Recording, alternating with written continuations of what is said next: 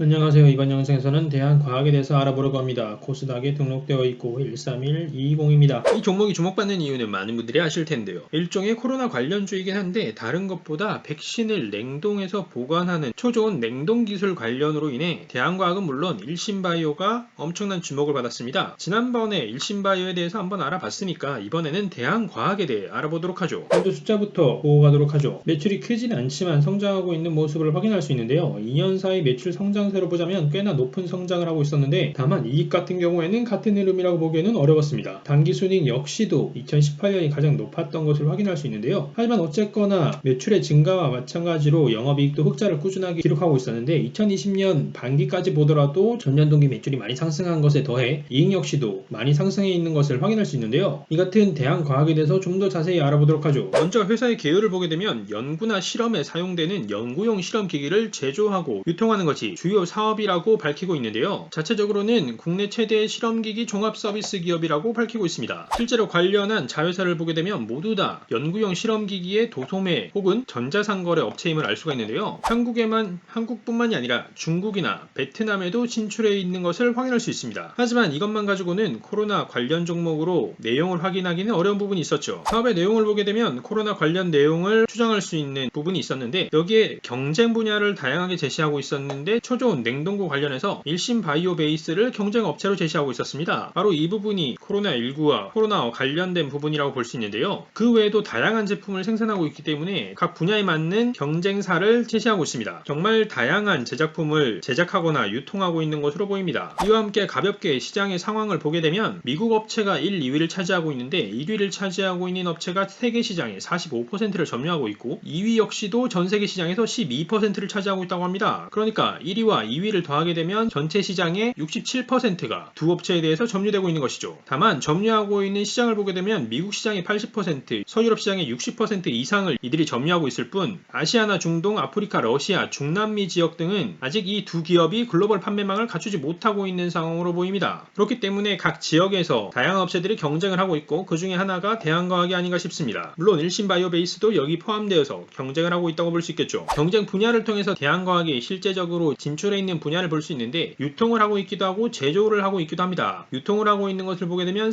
생명과학관에서 기초 장비나 시약 등 소모품 등을 제공하고 있음을 알 수가 있고요. 제조 분야관에서는 코로나19와 관련된 초저온 냉동고는 물론이거니와 건조기나 고압 멸균기 등 실제 바이오 연구 관련해서 필요한 것들을 제조해서 납품하고 있다는 것을 알 수 있습니다. 그러니까 쉽게 정리해보면 간단하게 봐서 저희가 과학 시간에 본 실험실 도구 같은 것도 있을 수 있고 여기에 더해 조금 더 깊이 있는 연구를 위한 기계들이 포함되어 있다고 볼 수 있습니다. 이 같은 대한과학의 매출 구성을 보게 되면 일단 크게 상품과 제품으로 나뉘어져 있는데요. 상품과 제품으로 나뉘어서 각 분류의 품목이 차지하고 있는 매출의 비중을 제시하고 있는데 이 같은 비중은 각 분류 구조 안에서의 비중이기 때문에 이것을 전체로 환산해서 생각해 볼 필요는 있을 것 같고요. 여하튼 이것을 전제해서 봤을 때 가장 많은 비중을 차지하고 있는 것은 연구용 소모품이었습니다. 그러니까 유리, 플라스틱 등 각종 용기류와 함께 필름이나 장갑, 보안경 등이 포함된 연구용 소모품이 가장 많은 매출 비중을 차지하고 있는 것이죠. 상품의 매출에서는 약 80%를 꾸준하게 차지하고 있었는데 상품과 제품을 합쳐서 보게 되면 60%가량 차지하는 매출이었습니다. 전체로 보면 80%보다 낮아지긴 하지만 여전히 높은 비중을 연구용 소모품에서 발생시키고 있다는 것을 알 수 있고요. 우리가 관심을 가지고 있는 초저온 냉동고를 보게 되면 연간 단위로 보게 되면 등락이 있긴 하지만 최근에는 10억 원 초중반대의 매출을 일으키고 있었는데요. 제품에서 차지하는 비중은 2019년 기준으로 11% 수준이었는데 전체로 보게 되면 3%가 채 되지 않는 매출 점유율입니다. 그러니까 사실 코로나19의 배송 관한 이슈로 주목받기에는 회사 자체에서 매출의 비중이 좀 낮지 않은가 싶었는데요. 하지만 실제 시장 규모가 어느 정도고 대한과학이 초저온 냉동고 시장에서 어느 정도 역량을 가지고 있느냐에 따라서 같은 영향력은 좀 바뀔 수가 있을 테니까 시장 규모 등을 좀 확인해 보도록 하죠. 과거 자료이긴 하지만 이 자료를 통해서 관련 내용을 확인할 수 있었는데요. 시장 규모를 확인해 보게 되면 바이오 관련 냉동고의 글로벌 시장 규모는 굉장히 큰 편인데 2016년 기준 28억 달러였다고 하고 2021년까지 4.8%의 연간 성장률을 전망했었습니다. 그리고 당시 국내 시장 규모는 1,200억 원 규모로 추정되었었는데요. 2016년에 대한과학의 초저온 냉동고 매출이 280억 수준이었으니까 전체 시장에서 약 24% 정도를 점유하고 있었다고 할 수 있습니다. 그렇기 때문에 일신바이오와 함께 대한과학을 주요한 플레이어로 언급하고 있었는데요. 하지만 분명 24% 가지고 시장을 장악하고 있다고 보기에는 어려운 부분이 있었습니다. 다만 긍정적으로 긍정적으로 해석할 수 있는 부분은 반기 보고서를 통해 본 숫자인데요. 확실히 최근에 국내 바이오 기업이 활성화되고 그 중에서도 백신이나 면역 등 전염병 관련 기업이나 연구가 많아진 탓인지 초저온 냉동고의 매출이 크게 증가했음을 알 수 있습니다. 전년 동기에 대비해서 반기의 숫자임에도 불구하고 절반을 넘어선 매출을 기록하고 있다는 것을 확인할 수가 있죠. 물론 가장 좋았던 2016년에 다가갈 정도는 아닌 것으로 보이긴 하지만 긍정적으로 해석하기에는 충분해 보였는데요. 게다가 만약 이상 기후를 통해서 코로나와 같은 전염병이 더욱 만연해진다고 하면 관련 백신 수요가 높아질 것이고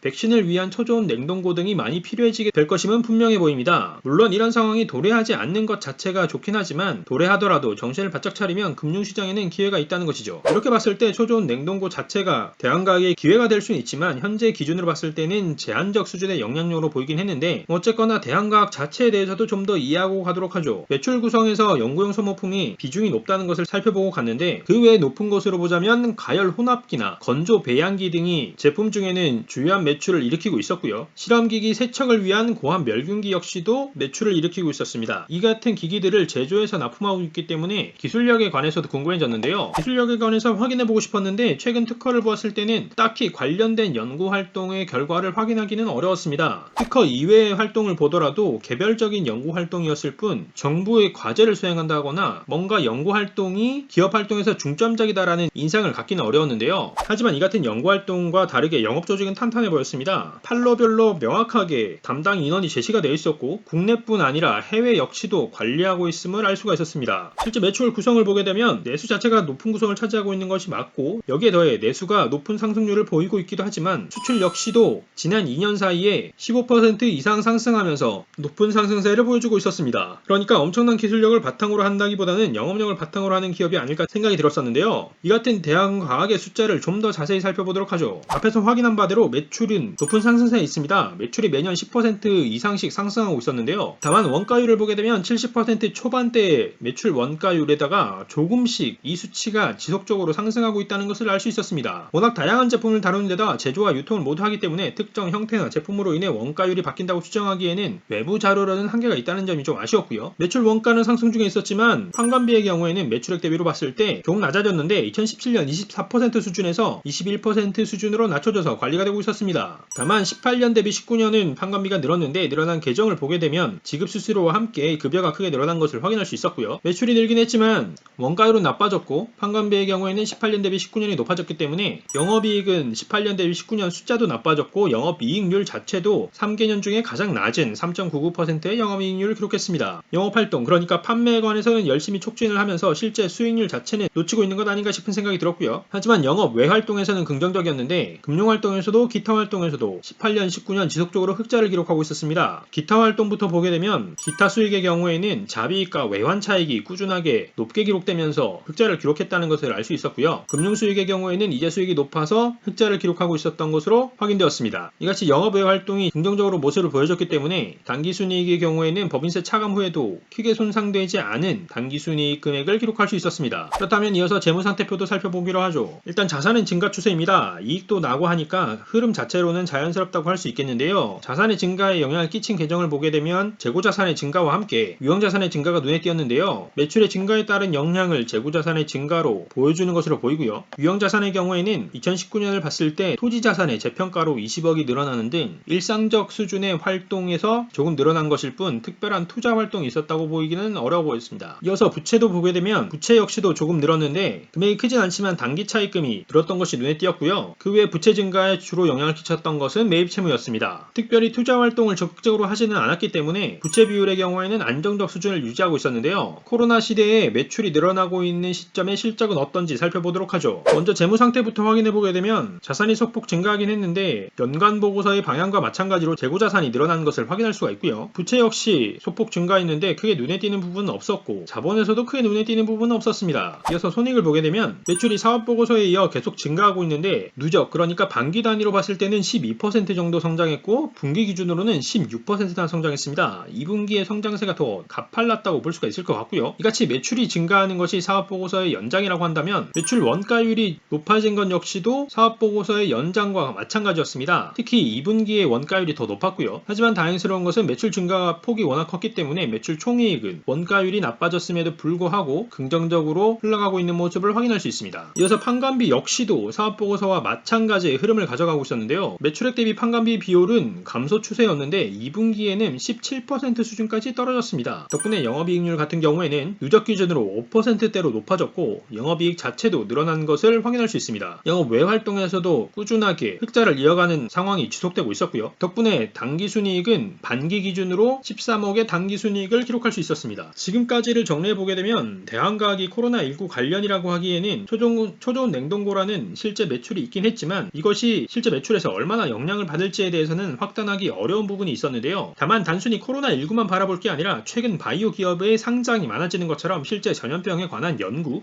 혹은 바이오 관련 산업이 활성화될수록 관련 영향으로 대한과학의 실적 자체의 상승 기조는 충분히 있지 않을까 싶긴 했습니다. 그럼 이 같은 대한과학의 주가 흐름까지 한번 살펴보도록 하죠. 주가의 흐름을 보게 되면 코로나로 빠진 주가를 4월 초에 이미 회복했습니다. 아무래도 의학 실험 등에 사용되는 기자재를 중심으로 하는 매출이다 보니까 빠르게 회복한 것 아닌가 싶은데요. 그 이후 흐름을 보자면 그 이전에 회복세가 빨랐던 것에 비하자면 정말 놀라우리만큼 평탄한 수준이었는데요. 하지만 8월 말에 살짝 반응이 있더니 그 이후 최근에는 그야말로 폭등했습니다. 백신 개발에 대한 기대감이 초저온 냉동고를 생산하는 대한과학에 대한 기대감으로 연결된 것으로 보이는데요. 동일한 테마로 분류되었던 일신바이오와 비교해보게 되면 일신바이오가 훨씬 더 빠르게 반응이 왔었던 것을 확인할 수 있습니다. 그리고 일신바이오의 경우에는 8월에 최고점을 찍고 그 최고점을 이번 상승장에서는 깨지 못했었는데요. 분봉을 기준으로 보게 되면 어제가 상승한 것에 비하자면 오늘은 기세가 많이 죽어서 움직이는 주가의 흐름이었는데요. 이 같은 흐름은 일신바이오에서 훨씬 더 관찰이 되었습니다. 이처럼 주가가 올랐다가 지금 쉬어가거나 빠지는 구간으로 보이기는 하는데요. 하지만 이에 대한 반등 시점은 실제 백신 생산에 관한 뉴스가 나오기 시작하면 다시 반등할 수 있을 것으로 보입니다. 지극히 개인적인 생각이긴 하지만 이번에 독감 백신의 상온 노출 파동에서도 문제가 있었던 만큼 이에 관한 이슈가 대중에게 민감하게 작용되기 때문에 실제 관련 실적도 연계가 될 수 있을 것이라고 생각하고 여기에 더해 투자를 하는 대중 역시도 민감하게 반응하기 때문에 투자 심리에도 빠르게 반영될 수 있을 것 같습니다. 그래서 과거에 비하자면 좀 더 빠른 시점에서 반등하는 국면이 찾아오지 않을까 싶습니다. 따라서 관련 뉴스를 챙겨보시면서 함께 떠올려 보신다면 수익나는 투자 가능하지 않을까 싶습니다. 자, 이번 영상에서는 초저온 냉동고로 주목받고 있는 대한과학에 대해 알아봤습니다. 오늘의 영상이 성공 투자에 도움이 되시길 바라고요. 저는 다음에 새로운 정보와 종목으로 찾아뵙도록 하겠습니다. 감사합니다.